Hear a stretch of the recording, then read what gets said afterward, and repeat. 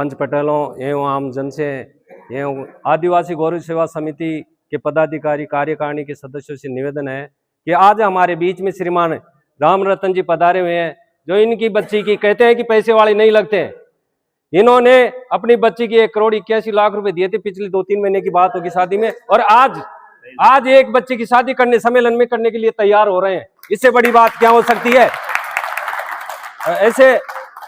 ऐसे महान अनुभवों का हम हाथ जोड़ के निवेदन करते हैं कि इनसे समाज को बहुत ही बड़ी शिक्षा मिलेगी कि गरीब आदमी भी एक दूसरे से जुड़ते जाएंगे।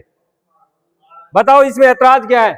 इन्होंने एक बच्चे की जब सम्मेलन नहीं था तब कर दी है और दूसरी शादी सम्मेलन के लिए तैयार हो रहे हैं। अब मैं इनसे 2 शब्द कहना चाहता हूं कि ये अपनी तरफ से 2 शब्द कहें। आदिवासी गौरव समिति की तरफ से इनका स्वागत सत्कार किया गया है और यह हमारे लिए समाज के लिए एक नई उपलब्धि है कि इन्होंने इसमें सहभागिता दिखाई और अपनी बच्ची का इस सामूहिक विवाह सम्मेलन में शादी कराने के लिए तैयार हुए। हमारे समाज के लिए गौरव का विषय है। हम ऐसे व्यक्तियों का हृदय से सम्मान करते हैं और हम चाहते हैं कि इन जैसे और समाज के व्यक्ति हमारे साथ जुड़े और योगदान दे। और खबर बस्ती से आदिवासी समाज को संगठित करने और सामाजिक सुधारों को धरातल पर उतारने के उद्देश्य से आज आदिवासी गौरव सेवा समिति की एक महत्वपूर्ण बैठक आयोजित की गई। ग्राम कोरी स्थित बालाजी मंदिर परिसर में आयोजित इस बैठक की अध्यक्षता गोपाल लाल मीणा ने की। बैठक में मौजूद समाज के गणमान्य नागरिक और कार्यकारिणी सदस्यों ने एक स्वर में फिजूल खर्ची और सामाजिक कुरीतियों को त्यागने का संकल्प लिया। राजेंद्र मीणा मनोहरपुरा ने बताया कि बैठक में बस्ती तहसील स्तर पर भव्य सामूहिक विवाह सम्मेलन आयोजित करवाने का प्रस्ताव सर्वसम्मति से पारित किया गया। 15 फरवरी को नईनाथ धाम मीनेश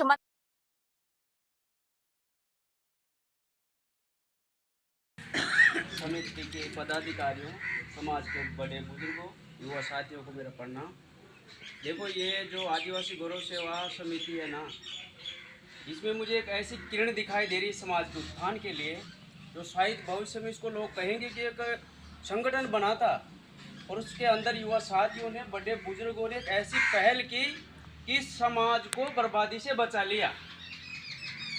ये वो समिति है कि इसके प्रत्येक इसका स्तंभ इतना मजबूत है। सरकारी कर्मचारी है, बुद्धिजीवी, इसमें जुड़ने वाले हमारे समाज के सब बुद्धिजीवी हैं। मैं इसके जब से मेरे गांव में इसकी दूसरी या तीसरी मीटिंग हुई, इसी में तब से इसके बराबर इसके पक्ष में हूँ।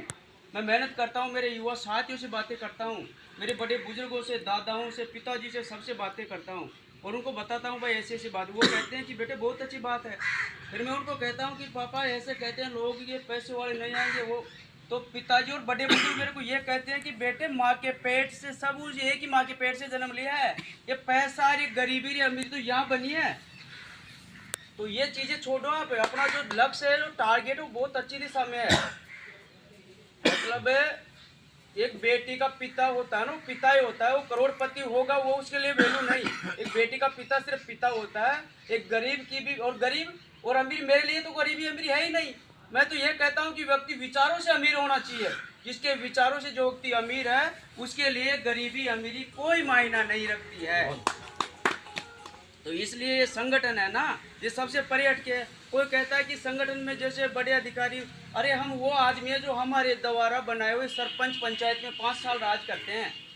हमारे द्वारा, हमारे वोट से बने हुए एमएलए 5 साल जनता की सेवा करते हैं।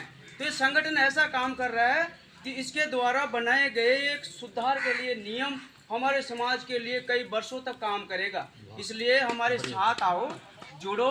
हमारे अंदर कोई बुराई है तो हमको बताओ, हमारी गलती को हम स्वीकार करते हुए आगे बढ़ रहे हैं। देखो जी, जब तक हम सुधार नहीं करेंगे, एक दूसरे से बातें नहीं करेंगे, मिल बैठ के बातें नहीं करेंगे, तो फिर आगे कैसे बढ़ पाएंगे। आज की शादियों का स्वाद बिगड़ चुका है। सच्चाई तो है कि आज की शादियों का स्वाद बिगड़ चुका है। दिखावे के चक्कर में समाज खोखला हो चुका है। 70% लोगों की चीज का पता है, लेकिन क्यों दब रहे, क्यों? आप उठो, जागो, अपनी आवाज बुलंद करो, समझाओ उन लोगों से कि यार दिखावे के चक्कर में अपन बर्बाद हो गए। सच्चाई है, आज जमीनें बिक रही है, शिक्षा से बच्चे छूट रहे हैं,